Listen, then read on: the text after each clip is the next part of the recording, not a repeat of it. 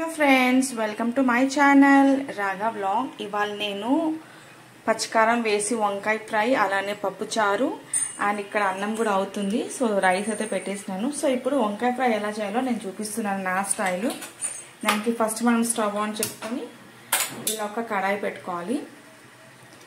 ఇప్పుడు ఇందులో 2 చెంచాల నూనె వేసుకోవాలి. సో నేను ఒక పావు కిలో అంటే 250 గ్రామ్స్ బ్రింజాల్ ఫ్రై చూపిస్తున్నాను. దానికి 2 చెంచాల నూనె సరిపోతుంది. నూనె ఫ్రై అయింది. ఇప్పుడు ఇందులో కొంచెం జీలకర్ర ఆవాలు, ఒక ఎండుమిర్చి వేసుకోవాలి. కలుపుకోవాలి మంచిగా. ఇప్పుడు ఇది పెద్ద ఆనియన్ ఇలా సన్నగా స్లైసెస్గా కట్ చేసుకోవాలి. అండ్ కొంచెం కొత్తిమీర, కరివేపాకు కూడా వేసుకోవాలి. వేసుకొని ఇవి కొంచెం ఫ్రై అవ్వాలి. సో ఇవి 250 గ్రామ్స్ వంకాయలు. సో ఇలా సన్నగా పొడవుగా కట్ చేసుకోవాలి. నేను ఆల్రెడీ ఉప్పు నీళ్ళలో కట్ చేసి పెట్టినాను ఇవి. సో చేదైతాయి కదా వంకాయలు. సో ఆల్రెడీ కట్ చేసుకున్నాను. సో ఇప్పుడు ఆనియన్ ఫ్రై అయిన తర్వాత ఇవి వేసేసుకుందాం మనం.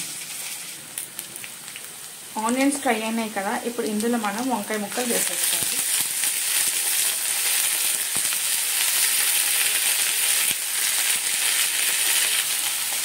తర్వాత ఇందులో పసుపు వేసుకోవాలి, కొంచెం ఇంగువ వేసుకోవాలి. సో ఇంగువ వేసుకోవాలి, చాలా బాగుంటుంది టేస్ట్. అండ్ ఇది పచ్చికారం. నేను ఎప్పుడు పచ్చికారం ఇలా రుబ్బి పెట్టుకుంటాను కొంచెం ఫ్రిడ్జ్లో. సో ఇప్పుడు ఇది ఒక 1/2 స్పూన్ వేసుకోవాలి. అంటే ఇవి సుమారుగా ఒక 10 నుంచి 12 పచ్చిమిర్చీలు. సో కారం మీరు చూసి వేసుకోండి. ఆల్రెడీ పచ్చికారంలో కొంచెం సాల్ట్ ఉంది, ఇంకొంచెం సాల్ట్ వేస్తున్నాను. వేసుకొని ఇవన్నీ మంచిగా మిక్స్ చేసుకోవాలి.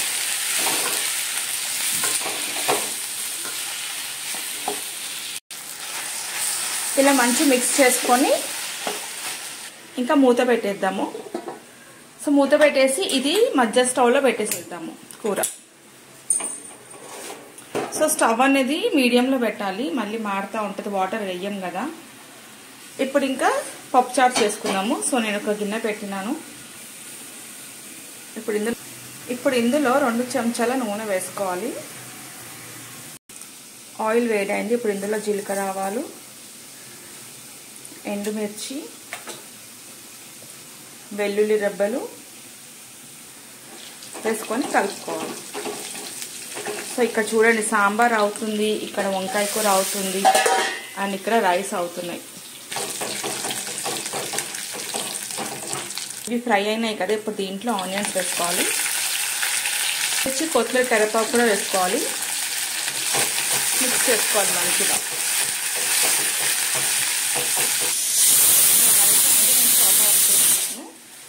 సో ఇంకా వంకాయ ఫ్రై అవ్వాలి. సో ఇది ఎండింగ్కి వచ్చేసింది కుక్ అవ్వడము. ఇంకా మన పప్పుచారు కూడా 5 మినిట్స్లో అవుతుంది. ఇప్పుడు ఇందులో దోసకాయ ముక్కలు, ఇంకా క్యారెట్ ముక్కలు వేసుకోవాలి. కొన్ని టమాటాలు కూడా వేసుకోవాలి. తర్వాత ఇందులో ఇంగువ, పసుపు, కొంచెం కారం, సరిపడంత సాల్ట్ వేసుకోవాలి. అన్నీ మిక్స్ చేసుకొని ఈ ముక్కలు అన్నది కొంచెం ఉడకాలి. సో వెయిట్ చేద్దాం. ఇప్పుడు మనం వంకాయ ఫ్రై చూసుకుందాము. సో ఇది ఉడికింది చూడండి. ముక్క ఎలా అంటే బ్రేక్ అవుతుంది. సో ఇది అయింది. నేను స్టవ్ ఆఫ్ చేస్తున్నాను. సో ఇలా ఉండాలన్నమాట. సో మీరు దీంట్లో కావాలంటే గార్లిక్ వేసుకోవచ్చు, జింజర్ గార్లిక్ పేస్ట్ కూడా వేసుకోవచ్చు. నేనైతే వేయలేదు. సో ఇలా సైడ్ డిష్కి, సాంబార్కి, పప్పుకి చాలా బాగుంటుంది. ఇది చపాతీ, పుల్కా కూడా బాగుంటుంది. రైస్ అయింది, ఇక్కడ వంకాయ కూర అయింది. ఇంక ఇప్పుడు పప్పుచారు అవ్వాలి. సో మన ముక్కలన్నీ మంచిగా కుక్ అయినాయి. ఇప్పుడు ఇందులో చింతపండు రసం వేసుకోవాలి. ఇప్పుడు కొంచెం బెల్లం కూడా వేసుకోవాలి. ఆయిల్ అయింది. ఇప్పుడు నేను ఆల్రెడీ కందిపప్పు ఉడకబెట్టి బ్లెండ్ చేసుకున్నాను. సో ఇది వేసేసుకుందాం దీంట్లో. సో వాటర్ చూసుకొని యాడ్ చేసుకోండి. సో ఇప్పుడు ఇందులో ఉప్పు, కారం అన్నీ చెక్ చేసుకొని ఒకసారి వేసుకోండి. సో ఇది ఒకటి బాయిల్ అవుతే ఇంకా నా వంట అయినట్టే ఇవాళ. సో ఇది బాయిల్ అయింది, నేను స్టవ్ ఆఫ్ చేస్తున్నాను.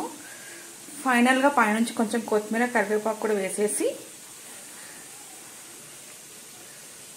మూత పెట్టేసుకోవాలి. సో వంకాయ కూర, పప్పు చారు అండ్ రైస్, సో 3 రెడీ అయినాయి. Thank you for watching my video.